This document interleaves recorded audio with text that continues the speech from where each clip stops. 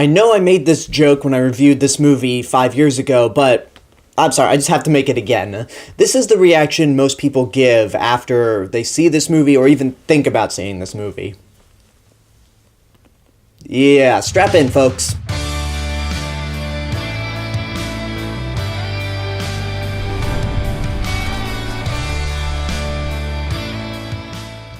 All Monsters Attack came out in 1969 under the Japanese title Godzilla, Minya, Gabara, All Monsters Giant Attack. And that's the literal translation according to Toho Kingdom. It's also known in the United States as Godzilla's Revenge, which is a terrible title because there's nobody that Godzilla is essentially getting revenge on. Whatever. Anyway, the plot of the movie actually revolves around a young boy named Ichiro, very close to the name of the director, Ishiro Honda. But anyway, he goes through a lot of problems in his life. His parents are almost never home because they're always working. His dad, played by Kenji Sahara, works on the railroads as a train driver, and his mother, I believe, is a geisha or some sort of maid.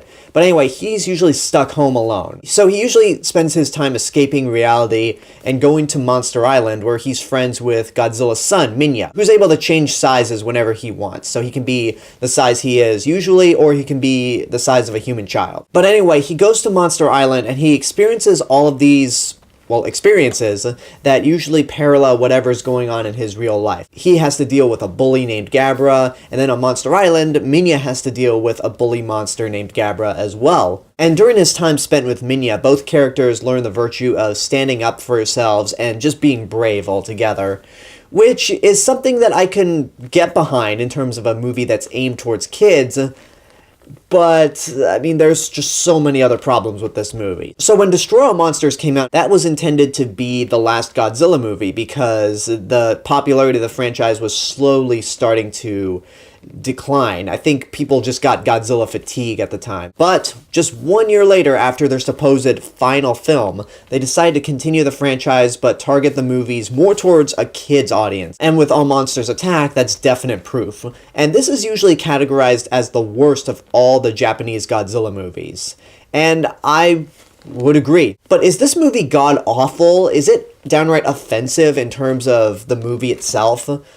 Honestly, no, because watching this movie with an adult perspective, I actually got what they were going for. This movie is actually not in continuity with the original Godzilla series. So technically, if you dislike All Monsters Attack so much that you pretend that it doesn't exist, you could be in the right with that, because Godzilla, Minya, Gabara, Ebirah, all the monsters in this movie technically do not exist. So getting back to the film's message, I do get what they were going for, because it's supposed to be a movie for kids that go through a lot of problems in their youth, like whether they're bullied or they just feel all alone. It's a movie made for them so they can see, hey, everything's not all that bad. And it really takes something for you to gain your courage and just stand up for yourself when somebody bullies you. Which again, I can totally get on board with if the film's message wasn't botched near the end of the movie. The film's message at the end is the same problem I had with the message of Rocky V. Because Ichiro learns through Minya not only stand up for yourself and be brave,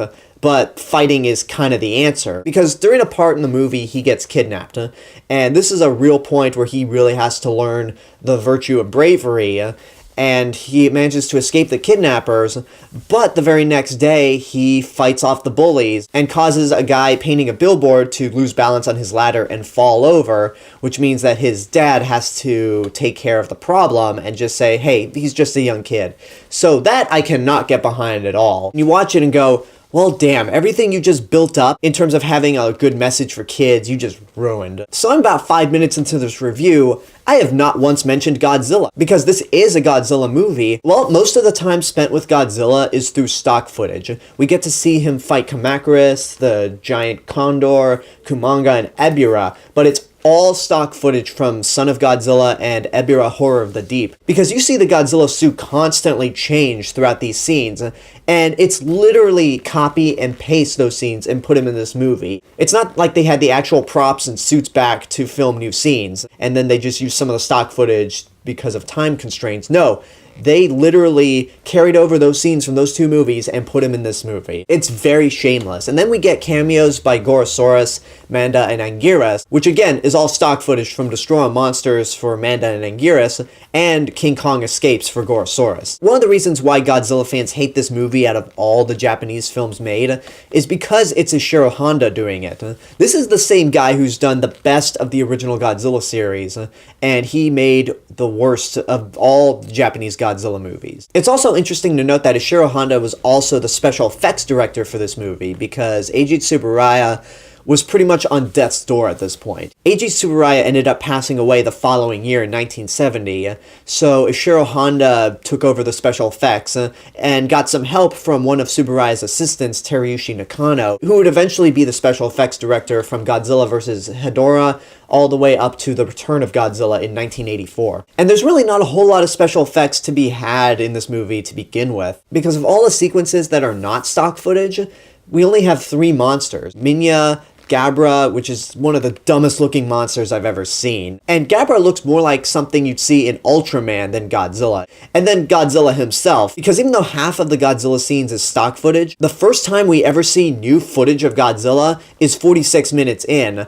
and it's just a recreation of the atomic breath teaching scene from Son of Godzilla, which is kind of weak. Though it is a scene that does make me laugh, because when Minya puffs a smoke ring, Godzilla, rather than just stepping on his tail immediately, encourages him again to try again.